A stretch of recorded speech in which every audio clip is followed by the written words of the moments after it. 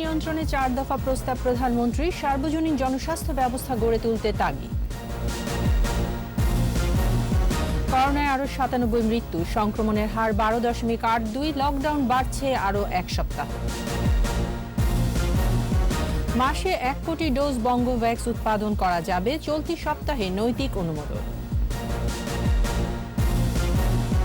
নাশকতা 2 মামলায় হেফাজতের মামুনুল ফের 7 দিনের রিমান্ডে।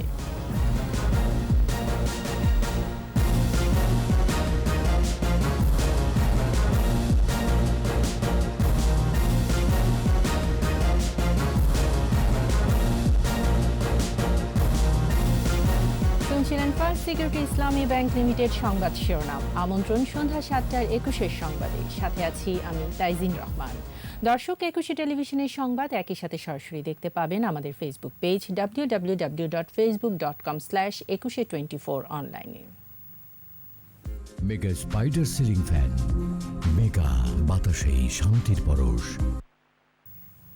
এছাড়া সংবাদে আরও থাকছে, 93 বছর পর ইংরেজির বাইরে অস্কার জয় করল দক্ষিণ কোরিয়ান ভাষায় চলচ্চিত্র নোম্যাডল্যান্ড। করোনার কারণে সীমিত পরিসরে অনুষ্ঠান।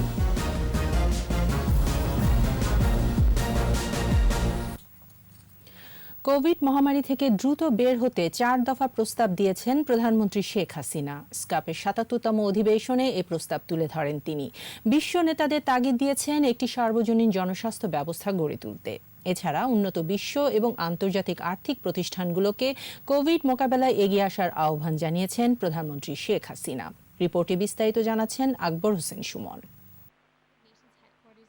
জাতিসংঘের এশিয়া ও প্রশান্ত মহাসাগরীয় আঞ্চলিক অর্থনৈতিক ও সামাজিক কমিশন স্কাপের 77তম অধিবেশন থাইল্যান্ডের ব্যাংককে অনুষ্ঠিত 4 দিনের এ ভার্চুয়াল অধিবেশনের উদ্বোধনী আয়োজনে মন্ত্রী ও সংস্থা প্রধানদের সভায় যুক্ত হন জাতিসংঘের মহাসচিব সহ বিভিন্ন দেশের রাষ্ট্র ও সরকার প্রধান। অধিবেশনের বিভিন্ন পর্যায়ে এশিয়া প্রশান্ত মহাসাগরীয় অঞ্চলে টেকসই বিকাশে 2030 এজেন্ডা বাস্তবায়ন নিয়ে পর্যালোচনা হবে। আলোচনায় আসবে প্রস্তাবিত কর্মসূচির নানা দিক। প্রথম অধিবেশনে গণভবন থেকে ভার্চুয়াল প্ল্যাটফর্মে এই আয়োজনে যুক্ত হন প্রধানমন্ত্রী শেখ হাসিনা। তুলে ধরেন করোনা মোকাবেলায় সরকারের অবস্থান, জানান অর্থনীতি সচল রেখে ঘুরে দাঁড়াতে সক্ষম হয়েছে Bangladesh. In Bangladesh, we have announced a stimulus package worth about $14.6 billion, around 4.44% of our GDP, for widening social protection, retaining jobs and bolstering the economy. বল প্রয়োগে বাস্তুচ্যুত করা মিয়ানমারের রোহিঙ্গা জনগোষ্ঠীর টেকসই প্রত্যাবাসনের একটি কার্যকর সমাধান বের করতে আন্তর্জাতিক সম্প্রদায়ের প্রতি আহ্বান জানান প্রধানমন্ত্রী। Bangladesh is hosting over 1.1 million forcefully displaced Rohingyas from Myanmar. We urge the international community to remain focused on this issue for a viable solution through sustainable repatriation. সাম্প্রতিক সংকট উত্তরণ এবং উন্নয়নে 4 দফা প্রস্তাব তুলে ধরেন প্রধানমন্ত্রী। যোগাযোগ বৃদ্ধি, কৌশল গ্রহণ ও বাস্তবায়নে অন্তর্ভুক্তিমূলক অংশগ্রহণের তাগিদ দেন প্রস্তাবে। The developed world, development partners and IFIs should come forward in attaining quick recovery from the COVID pandemic. পারস্পরিক সমৃদ্ধিতে আঞ্চলিক সহযোগিতার বিকল্প নেই বলেও উল্লেখ করেন প্রধানমন্ত্রী। The Asia-Pacific region should take efficient policies and strategies for a strengthened and universal public health system. Akbar Hossain Suman, 21 television, Dhaka. COVID-19 দেশে 24 ঘন্টায় 97 জনের মৃত্যু হয়েছে। এর মধ্যে ঢাকা বিভাগেই 63 জন। মৃতের সংখ্যা বেড়ে 11,150। শনাক্ত হয়েছে 3,306। কমেছে দৈনিক সংক্রমণের হার 12.82%। স্মৃতি মণ্ডলের রিপোর্ট। করোনা সংক্রমণ হার কিছুটা কমলেও মৃত্যু বাড়ছেই। হাসপাতালে বাড়ছে সংকটাপন্ন রোগীর সংখ্যা। স্বাস্থ্য অধিদপ্তরের তথ্য বলছে 415তম দিনে দেশে একদিনে 97 জনের মৃত্যু হয়েছে। মৃতের সংখ্যা 11,000 ছাড়িয়েছে। 350 ল্যাবে 25,786 জনের নমুনা পরীক্ষায় শনাক্ত 3,306। মোট শনাক্ত 7,48,628। নতুন সুস্থ হয়েছে 4,241। পরীক্ষার বিপরীতে দৈনিক সংক্রমণ হার নিম্নমুখী 12.82%। এ পর্যন্ত শনাক্ত 13.94। সুস্থতার হার বেড়েছে 88.39 এবং মৃত্যু 1.49%। 24 ঘন্টায় ঢাকা বিভাগে মারা গেছেন 63 ও চট্টগ্রামে 12 জন। পুরুষ মৃত্যু হয়েছে 61 জনের ও নারী 36। ষাটোর্ধ্ব বয়সে মৃতের সংখ্যা 59। দেশে কোয়ারেন্টাইনে আছে 53,450 জন ও আইসোলেশনে 597 জন। এ পর্যন্ত করোনা পরীক্ষা হয়েছে 53,71,287। স্মৃতি মণ্ডল, একুশে টেলিভিশন, ঢাকা। করোনা ভাইরাস সংক্রমণের রোধে চলমান লকডাউন আরও 1 সপ্তাহ বাড়ানোর সিদ্ধান্ত নিয়েছে সরকার। 29 এপ্রিল থেকে পরবর্তী 1 সপ্তাহ তা কার্যকর থাকবে। জনপ্রশাসন প্রতিমন্ত্রী ফরহাদ হোসেন জানিয়েছেন, আগামীকাল এ বিষয়ে প্রজ্ঞাপন হতে পারে। তিনি জানান, বৈশ্বিক পরিস্থিতি বিবেচনায় এবং জনস্বাস্থ্য বিশেষজ্ঞদের পরামর্শে কোভিড-19 বিস্তার রোধে চলমান বিধিনিষেধ আরও 1 সপ্তাহ বাড়ানোর এই সিদ্ধান্ত নেওয়া হয়। এ সময় দোকানপাট ও শপিং মল সকাল 10টা থেকে রাত 8টা পর্যন্ত খোলা থাকবে। মাসে 1 কোটি ডোজ বঙ্গভ্যাক্স করোনা টিকা উৎপাদনের সক্ষমতা রয়েছে জানিয়েছে গ্লোব বায়োটেক। প্রয়োজনে সক্ষম যে কোনো প্রতিষ্ঠানকেও ভ্যাকসিন উৎপাদনের অনুমতিও দেওয়া হবে বলে জানান প্রতিষ্ঠানের কর্মকর্তারা। এদিকে চলতি সপ্তাহে নৈতিক অনুমোদন দেওয়া হবে বলে জানিয়েছে বাংলাদেশ চিকিৎসা গবেষণা পরিষদ BMRC। স্মৃতিমণ্ডলের আরেকটি রিপোর্ট। সারা দেশে ভ্যাকসিনেশন কার্যক্রম শুরু হয় 7 ফেব্রুয়ারি। দেশে এ পর্যন্ত প্রথম ডোজ টিকা পেয়েছেন 56,76,313 জন, আর প্রথম ও দ্বিতীয় ডোজ টিকা নিয়েছেন 7 লাখের বেশি। ভারত সরবরাহ বন্ধ করে দেওয়ার পর অন্য উৎস এবং কোভ্যাক্সের টিকা না পাওয়ায় 2.5 মাসের মধ্যেই ভ্যাকসিনেশন কার্যক্রম সংকটে পড়ে। 26 এপ্রিল থেকে বন্ধ প্রথম ডোজ দেওয়ার কার্যক্রমও। এমন পরিস্থিতিতে আলোচনায় আসে দেশীয় ভ্যাকসিন বঙ্গভ্যাক্স। বাংলাদেশ চিকিৎসা গবেষণা পরিষদ BMRC-তে ক্লিনিক্যাল ট্রায়ালের অনুমোদন চাওয়ার পর পেরিয়ে গেছে 3 মাস। 1 সপ্তাহের মধ্যেই চূড়ান্ত সিদ্ধান্ত দেওয়ার কথা বলছে BMRC। শুধু আমাদেরকে বলা হয়েছিল যে টাইমিং ইউ গো স্লো, তাই সেই গো স্লো মানে তো আমরা বন্ধ করে থাকতে পারি না দেশের এই অবস্থার মধ্যে। আবার অ্যাট দ্য সেম টাইম আমরা যেহেতু সরকারের আইনের ভিতরে আছে, সুতরাং তারা অনুমতি না দিলে আমাদের পক্ষে সম্ভব নয়। তবে আমার ধারণা হচ্ছে যে 2-1 দিনের মধ্যেই আমরা এই সম্মতিটা পাবো। গ্লোব বায়োটেক বলছে, অনুমোদন পেলে 7 থেকে 10 দিনের মধ্যে ট্রায়ালে যাওয়ার প্রস্তুতি আছে।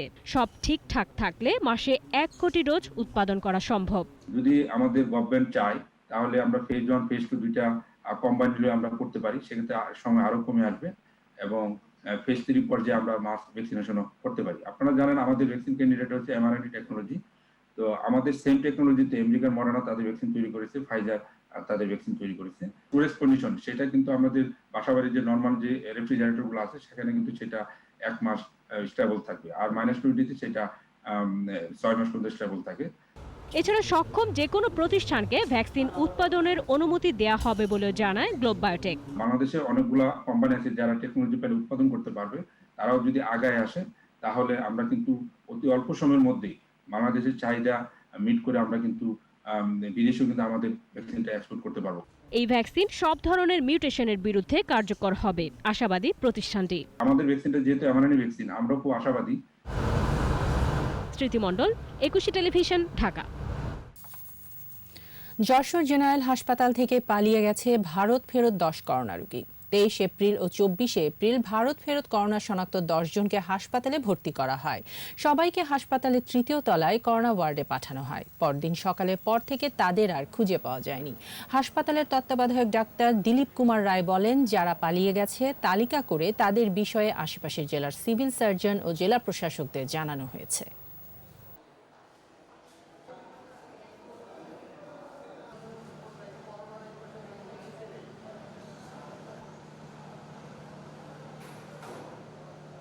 খোঁজ করে বের করে তাদেরকে যাতে হোম আইসোলেশনে রেখে তাদের চিকিৎসার ব্যবস্থা গ্রহণ করে সে ব্যাপারে আমরা তাদেরকে পদক্ষেপ নিতে বলি। নাশকতার 2 মামলায় হেফাজত নেতা মামুনুল হককে আবারও 7 দিন রিমান্ডে নিয়েছে পুলিশ। এদিকে মামুনুলের সহযোগী জালাল উদ্দিনকে 2 মামলায় 6 দিনের এবং জুনায়েদ আল হাবিবকে 10 দিনের রিমান্ডে নেওয়া হয়েছে। দীপু শিকদারের রিপোর্ট। মোহাম্মদপুর থানার নাশকতার মামলার রিমান্ড শেষে ডিবি কার্যালয় থেকে আদালতে নিয়ে যাওয়া হয় মামুনুল হককে। এ সময় একই মামলায় আদালতে তোলা হয় অপর হেফাজত নেতা জুনায়েদ আল হাবিবকেও। এ সময় 2 মামলায় 10 দিন করে 20 দিন রিমান্ড চায় পুলিশ। 2013 সালে শাপলা চত্বরে এবং চলতি বছর 26 মার্চ বায়তুল মোকাররমে নাশকতার ঘটনায় তাদের বিরুদ্ধে মামলা করা হয়। শুনানিতে রাষ্ট্রপক্ষ অভিযোগ করে মামুনুল হক রাষ্ট্রের বিরুদ্ধে ষড়যন্ত্রের অংশ হিসেবে এই নাশকতার নেতৃত্ব দেন। পরে আদালত তাদেরকে 7 দিনের রিমান্ডে পাঠান।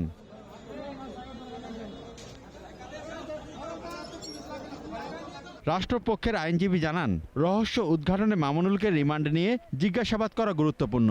আদালত আজকে এই আসামিরা এসেছিল, তাদের 10 দিন করে পুলিশ রিমান্ড চেয়েছিল এবং এখানে মতিঝিলের শাপলা চত্বরে 2013 সনের যে ঘটনা, সেখানে 3 দিন রিমান্ড মঞ্জুর করেছে। 2021 সনের যে 26শে মার্চের বায়তুল মোকাররমের যে ঘটনায়, এই ঘটনায় 4 দিনের পুলিশ রিমান্ড মঞ্জুর করেছে।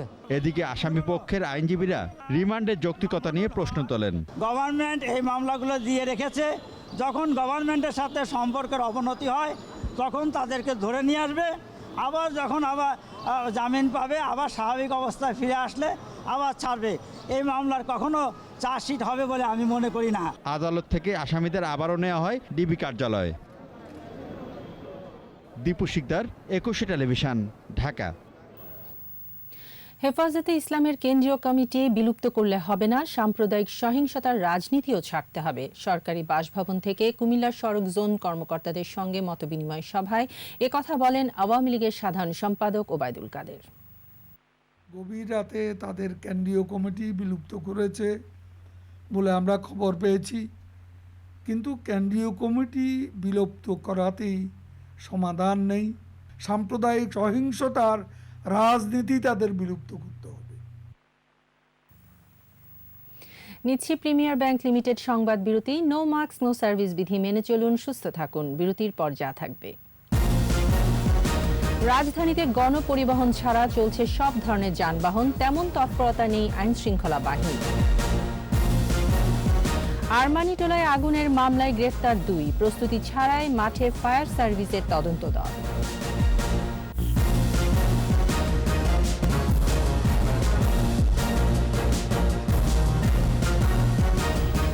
আবারও আমন্ত্রণ সন্ধ্যা 7:21 সংবাদে। মহামারীর মধ্যে যারা দুষ্কর্ম করে তাদের কি গ্রেফতার করা যাবে না? হেফাজত নেতাদের গ্রেফতার না করতে বিএনপি মহাসচিবের দাবির জবাবে এ প্রশ্ন তথ্য ও সম্প্রচার মন্ত্রী ডক্টর হাসান মাহমুদের। জাতীয় প্রেস ক্লাবে ঢাকা সাংবাদিক ইউনিয়নের সদস্যদের মাঝে স্বাস্থ্য সুরক্ষা সামগ্রী বিতরণ করেন তথ্যমন্ত্রী। পরে বলেন, উগ্র সাম্প্রদায়িক গোষ্ঠীর পক্ষে বিএনপি মহাসচিবের বিবৃতি দুঃখজনক।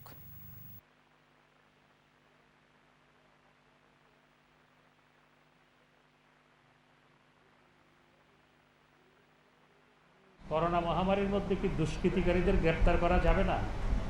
আমার প্রশ্ন হচ্ছে, করোনা মহামারীর মধ্যে যারা জনগণের গাড়ি ঘোড়া পোড়ায়, যারা জনগণের সম্পত্তিতে আগুন দেয়, যারা নিরীহ মানুষের ঘর বাড়ি পোড়ায়, যারা ভূমি অফিস পুড়িয়ে দেয়, মহাশয়ের উপরে দেওয়াল তুলে দেয়, তাদের বিরুদ্ধে কি এই বাংলাদেশে ফৌজদারি আইন অকার্যকর করে দিতে হবে? যে তাদের কাউকে গ্রেপ্তার করা যাবে না? আমার প্রশ্ন বিএনপি মহাসচিবের কাছে। করোনায় সরকার মানুষের জীবনে নিরাপত্তা দিতে না পারায় বিচারের মুখোমুখি হতে হবে বলে জানালেন বিএনপির মহাসচিব মির্জা ফখরুল ইসলাম আলমগীর। ভার্চুয়াল সংবাদ সম্মেলনে বিএনপির মহাসচিব বলেন, সরকারের ভুল সিদ্ধান্তের কারণে টিকা পাওয়া নিয়ে সংশয় দেখা দিয়েছে। নতুন করে টিকা দেয়া বন্ধ করা এবং দ্বিতীয় ডোজ টিকা সবাই পাবে কিনা তা নিয়েও অনিশ্চয়তা দেখা দিয়েছে বলে অভিযোগ করেন তিনি।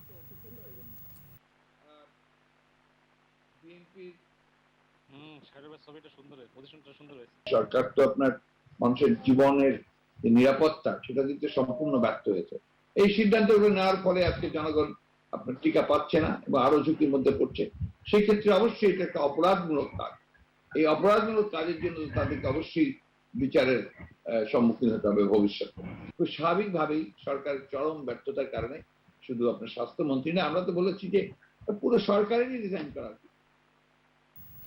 রাজধানীতে লকডাউনে অনেকটাই ঢিলেঢালা ভাব। গণপরিবহন ছাড়া রাস্তায় চলছে সব ধরনের যানবাহন। আইন শৃঙ্খলা বাহিনীর নেই তেমন কোনো তৎপরতা। লকডাউনকালীন সময়ে সরকার যেসব শর্ত দিয়েছিল তার কোনোটাই মানা হচ্ছে না। এদিকে দোকান, শপিং মল খুললেও আশানুরূপ ক্রেতা পাচ্ছেন না বলে জানালেন ব্যবসায়ীরা। জসিম জুয়েলের রিপোর্ট। চলমান লকডাউনে প্রথম দিকে মানুষকে ঘরে আটকে রাখা গেলেও এখন অনেকটা নির্বিঘ্নে চলাচল করছে তারা। রাজধানী জুড়ে বেড়েছে মানুষের চলাচল।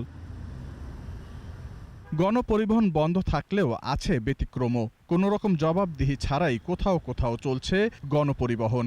বসুন্ধরা শপিং মলে কেন? মার্কেট জি জি। আমি যাবো পান্থপথে। এতগুলো লোক কেন?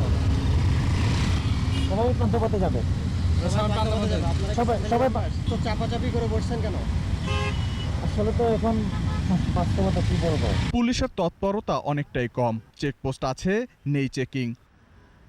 যদিও ক্যামেরা দেখে কিছুটা তৎপর হয়ে ওঠেন তারা, তবে পুলিশ বলছে জরিমানা করার চেয়ে তারা মানুষকে সচেতন করছে বেশি। অজুহাত অনেক, কারণ কেউ বলে হাসপাতালে যাচ্ছি, কেউ বলতেছে যে মার্কেট করতে যাচ্ছি। তারপরে যতটুকু সম্ভব আমরা বলতেছি যে আপনারা সামাজিক দূরত্ব বজায় রাখেন, যাতে আমরা এই করোনা থেকে আমরা মুক্ত হতে পারি। মার্কেট খুললেও ক্রেতার অভাবে অবসর সময় কাটাচ্ছে দোকানিরা। রাজধানীর বনানী সুপার মার্কেটে ক্রেতার চেয়ে বিক্রেতাদের উপস্থিতি বেশি। একই চিত্র গাউসিয়া মার্কেটে। ক্রেতা নেই, তাই বিক্রেতাদের মাঝে নেই কোনো ব্যস্ততা। তারা বলছেন লকডাউন উঠে গেলে এবং গণপরিবহন স্বাভাবিক হলে ক্রেতা উপস্থিতি বাড়বে। দোকান খুলছে, এখন পর্যন্ত তেমন বেশি কিনে লাগেনি আর কি। আপাতত আশায় আছি বিসমিল্লাহ করার জন্য, কখন আসবে বিসমিল্লাহটা হবে না। এই যে লকডাউন, সবাই একটা আতঙ্কের ভিতরে আছে, এই কারণে মনে করেন কাস্টমার হচ্ছে না। সবাই তো আশায় আছে বেঁচে কিনা ভালো হবে। এখনো লোকজন আসতে পারতেছে না গাড়ি ঘোড়ার কারণে, হয়তো গাড়ি ঘোড়া ছাড়ার পরে হয়তো আসতে পারে। করোনার প্রকোপ বাড়ায় মার্কেটে মানুষ কম আসছে বলেও জানান ব্যবসায়ীরা। জসিম জুয়েল, 21 টেলিভিশন, ঢাকা। আরমানিটোলায় রাসায়নিক গুদামে অগ্নিকাণ্ডের ঘটনায় মঈন অ্যান্ড ব্রাদার্সের মালিক মুস্তাফিজুর রহমান ও মোস্তফাকে গ্রেফতার করেছে র্যাব। ঢাকা ও বগুড়ায় বিশেষ অভিযান চালিয়ে তাদের গ্রেফতার করা হয়। এদিকে কোনো রকম প্রস্তুতি ছাড়াই মাঠে নেমেছে ফায়ার সার্ভিসের তদন্ত দল। জেলা প্রশাসনের সঙ্গে যোগাযোগ না করায় সিলগালা করা ভবনে প্রবেশ করতে পারেনি তারা। আদিত্য মামুনের রিপোর্ট। মুসা ম্যানশনে সেই রাসায়নিকের গুদামে অগ্নিকাণ্ডের মামলায় প্রধান আসামি মোস্তাফিজুর রহমান ও মোস্তফাকে গ্রেফতার করেছে র্যাব। একজনকে ঢাকা ও অন্যজনকে বগুড়া থেকে গ্রেফতার করা হয়। মোস্তফা যে ছিলেন আমাদের যেই বিল্ডিং এ আগুন লেগেছিল আজি মুসা মেনশন, ওই বিল্ডিং এ দোতলায় উনি ভাড়া থাকতেন। অগ্নিকাণ্ডের সময় উনি ওই বাসায় ছিলেন। অগ্নিকাণ্ডের উপস্থিতি টের পেয়ে উনি জানলার গ্রিল কেটে উনি পালিয়ে যান। এবং আরেকজন যে আসামি মুস্তাফিজুর রহমান, উনি ওনার কেরানীগঞ্জের বাসায় ছিলেন এবং অগ্নিকাণ্ডের পরবর্তীতে উনি পালিয়ে উনি বগুড়া নন্দীগ্রামে আশ্রয় নেন। 23 এপ্রিল মধ্যরাতে আরমানিয়ান স্ট্রিটের হাজি মুসা ম্যানশনের এই 6তলা ভবনের নিচের তলায় রাসায়নিকের গোডাউনে আগুন লাগে। আগুন ছড়িয়ে পড়লে ঘটনাস্থলেই মারা যায় কয়েকজন। গঠিত হয় তদন্ত কমিটি। ফায়ার সার্ভিসের 3 সদস্যের কমিটির 10 কার্যদিবসে রিপোর্ট দেওয়ার কথা, কিন্তু কোনো প্রস্তুতি ছাড়াই ঘটনাস্থলে হাজির কর্তা ব্যক্তিরা। নূর হাসান নামের এই পদস্থ কর্মকর্তা তদন্ত কমিটির চেয়ারম্যান। পূর্ব নির্ধারিত এই পরিদর্শন ও তদন্তের জন্য আশপাশের বাসিন্দা, স্থানীয় জনপ্রতিনিধি কিংবা সংশ্লিষ্ট পুলিশ স্টেশনের সহায়তা নিতে পারেননি তারা। সিলগালা করা ভবনের বর্তমান তত্ত্বাবধায়ক জেলা প্রশাসকের সাথেও ছিল না কোনো যোগাযোগ। 2010 সালে নিমতলির অগ্নিকাণ্ড, 9 বছর পর চুরিহাট্টার অগ্নি দুর্ঘটনায় প্রাণ গেছে প্রায় 2 শতাধিক মানুষের। 2 বছর পর আবার আরমানিটোলায় প্রাণ গেল 5 জনের। চিকিৎসাধীন আছে আরও 19 জন। পুরান ঢাকার মিডফোর্ড সড়ক, শরৎচন্দ্র চক্রবর্তী সড়ক, আরমানিয়ান স্ট্রিট, মাহুতটুলি সহ এইসব এলাকায় প্রায় 1200 রাসায়নিকের গুদাম ও কারখানা রয়েছে। বেশ কয়েকবার প্রতিশ্রুতি দেয়া হলেও সরানো যায়নি কেমিক্যাল গুদাম কারখানাগুলো। আদিত্য মামুন, 21 টেলিভিশন, ঢাকা। খুন, অপহরণ, সন্ত্রাস, মাদক সহ বিভিন্ন মামলার আসামি কিশোর গ্যাং লিডার কাইল্লা মুরাদ ও বাঘা রাজুকে ঢাকার কদমতলী থেকে অস্ত্রসহ গ্রেফতার করেছে র্যাব। রাজধানীর কদমতলী ইটালি মার্কেট এলাকা থেকে তাদের গ্রেফতার করা হয়। এ সময় তাদের কাছ থেকে একটি শুটার গান, একটি চাপাতি ও মোবাইল ফোন জব্দ করা হয়। প্রাথমিক জিজ্ঞাসাবাদে তারা জানায়, মুরাদপুর ও পাটেরবাগ এলাকায় তাদের কিশোর গ্যাং বাহিনী রয়েছে। এই গ্যাংয়ের মাধ্যমে চুরি, ছিনতাই, চাঁদাবাজি সহ নানা ধরনের অপরাধ করে আসছে। রাজুর নিজস্ব গ্যাং এবং মুরাদেরও কিছুটা গ্যাংয়ের মধ্যে আছে, বাট দুটো গ্রুপ একসাথে মিলে কাজটা করে। আমরা আমাদের গোয়েন্দা তথ্য কালেক্ট করছি যে এটার সাথে যদি কোনো অন্য কারো সম্পৃক্ততা থাকে, ডেফিনেটলি এটা আমরা যথাযথ জায়গায় যেখানে জানানো উচিত সেটা আমরা জানাবো যদি কিছু থাকে। শুরু হলো ডিজিটাল বাজার হাট.নেট। এর মাধ্যমে 8টি ই-কমার্স প্রতিষ্ঠান টিসিবির পণ্য বিক্রি করবে। প্রান্তিক এবং সীমিত আয়ের মানুষকে এ সেবায় আসতে উদ্যোক্তাদের প্রতি আহ্বান জানিয়েছেন বাণিজ্যমন্ত্রী টিপু মুনশি। টিসিবি নির্ধারিত মূল্যে প্রাথমিকভাবে ডাল, চিনি, ছোলা এবং তেল পাওয়া যাবে এই হাটে। পণ্য সংখ্যা ধীরে ধীরে বাড়ানো হবে বলে জানান উদ্যোক্তারা। তৌহিদুর রহমানের রিপোর্ট। বাজার স্থিতিশীল রাখার লক্ষ্য নিয়ে কাজ করে টিসিবি। সীমিত আয়ের মানুষের কাছে প্রতিষ্ঠানটি বেশ জনপ্রিয়। করোনার কারণে মানুষ বাইরে আসছে কম, এমন পরিস্থিতিতে বাণিজ্যে একটা বড় জায়গা দখল করছে ই কমার্স।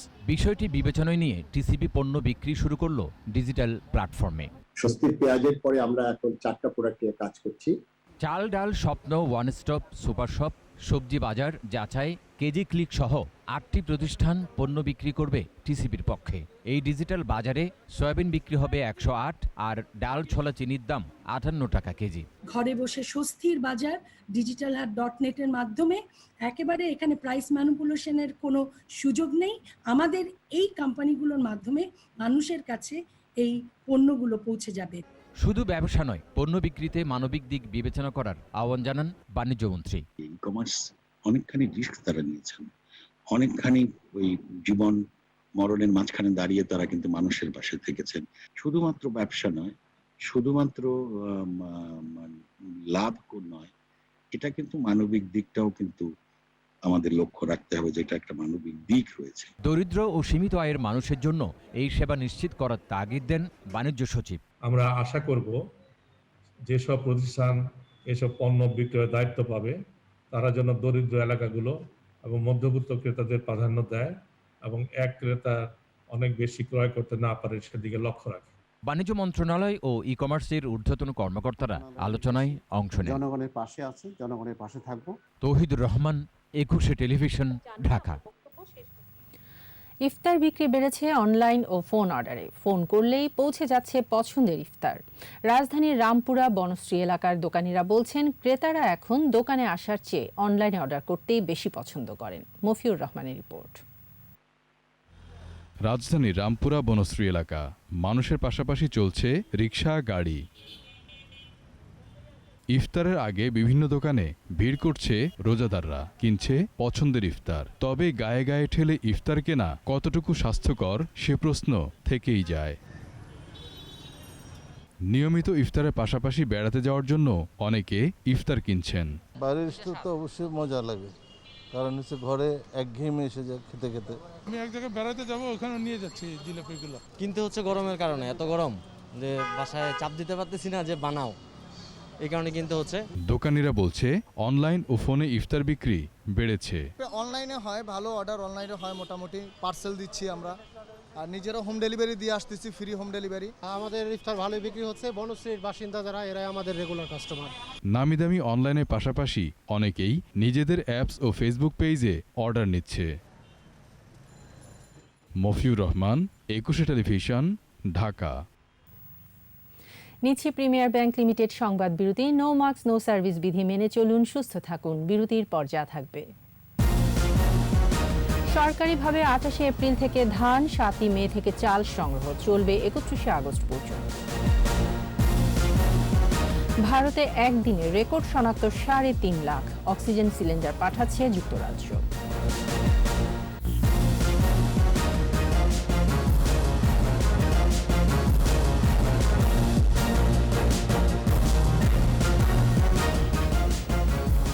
আবারও আমন্ত্রণ সন্ধ্যা 7টার 21 সংবাদে। চলতি বোরো মৌসুমে 6,50,000 টন ধান এবং আতপ ও সিদ্ধ মিলিয়ে 11,50,000 টন চাল কেনার সিদ্ধান্ত নিয়েছে সরকার। ভার্চুয়াল সংবাদ সম্মেলনে খাদ্যমন্ত্রী সাধন চন্দ্র মজুমদার জানান, 40 টাকা কেজি দরে 10 লাখ টন সেদ্ধ চাল, 39 টাকা কেজি দরে 1,50,000 টন আতপ চাল ও 27 টাকা কেজি দরে 6,50,000 টন ধান কেনা হবে। 28 এপ্রিল থেকে ধান ও 7 মে থেকে চাল সংগ্রহ শুরু হবে এবং শেষ হবে আগামী 31 আগস্ট।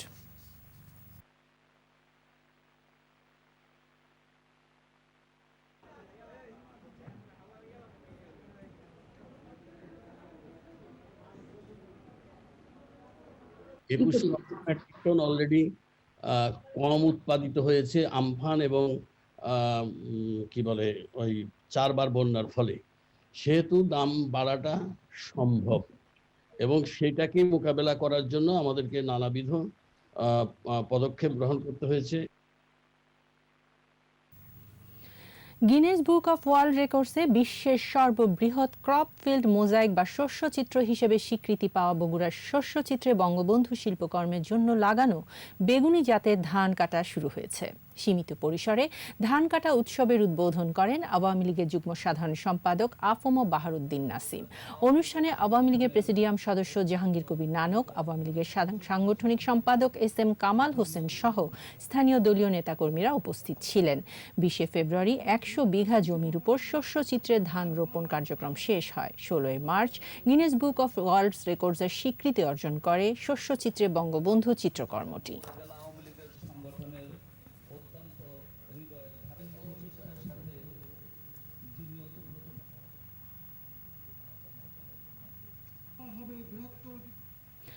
শাহজালাল আন্তর্জাতিক বিমানবন্দরে পাখি তাড়াতে কেনা হচ্ছে অত্যাধুনিক মেশিন। বেসামরিক বিমান চলাচল কর্তৃপক্ষের চেয়ারম্যান জানিয়েছেন, এরই মধ্যে যন্ত্র কেনার জন্য টেন্ডার দেওয়া হয়েছে।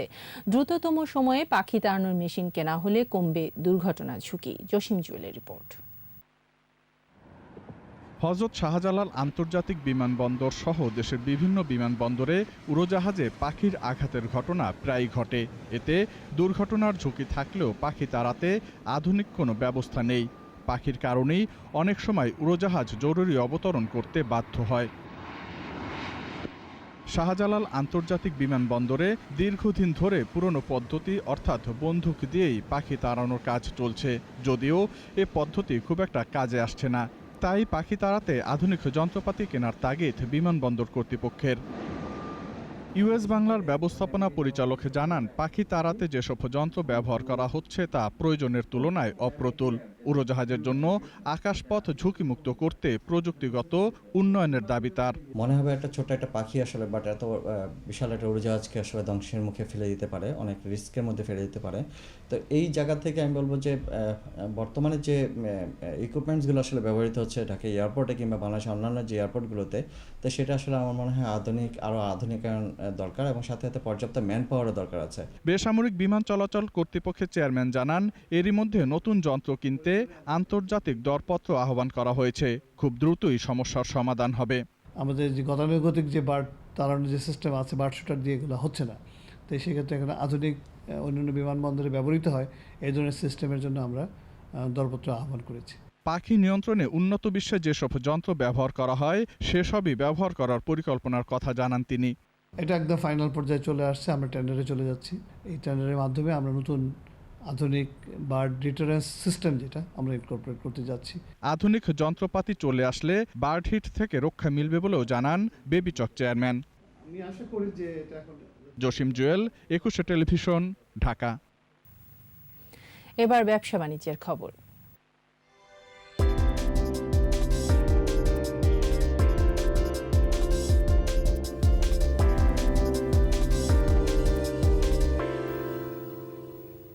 সূচক কমেছে দেশের পুঁজিবাজারে, তবে বেড়েছে লেনদেনের পরিমাণ।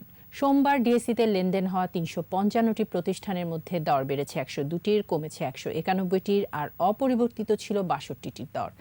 ডিএসইর প্রধান সূচক ডিএসই এক্স 12 পয়েন্ট কমে নেমে আসে 5485 পয়েন্টে। দিন শেষে ডিএসইতে লেনদেনের পরিমাণ দাঁড়ায় 1195 কোটি 75 লাখ টাকা। সূচক কমেছে অপর স্টক এক্সচেঞ্জ সিএসইতেও। লেনদেন হয়েছে 71 কোটি 97 লাখ টাকার শেয়ার ও মিউচুয়াল ফান্ড। আর এরই সাথে শেষ করছি সন্ধ্যা 7:21 সংবাদ। যাবার আগে ফার্স্ট সিকিউরিটি ইসলামী ব্যাংক লিমিটেড সংবাদ শিরোনামগুলো জানিয়ে দিচ্ছি আরও একবার। কোভিড নিয়ন্ত্রণে 4 দফা প্রস্তাব প্রধানমন্ত্রী, সার্বজনীন জনস্বাস্থ্য ব্যবস্থা গড়ে তুলতে তাগিদ। করোনায় আরও 97 মৃত্যু, সংক্রমণের হার 12.82, লকডাউন বাড়ছে আরও 1 সপ্তাহ। মাসে 1 কোটি ডোজ বঙ্গভ্যাক্স উৎপাদন করা যাবে, চলতি সপ্তাহে নৈতিক অনুমোদন। নাশকতার 2 মামলায় হেফাজতের মামুনুল ফের 7 দিনের রিমান্ডে।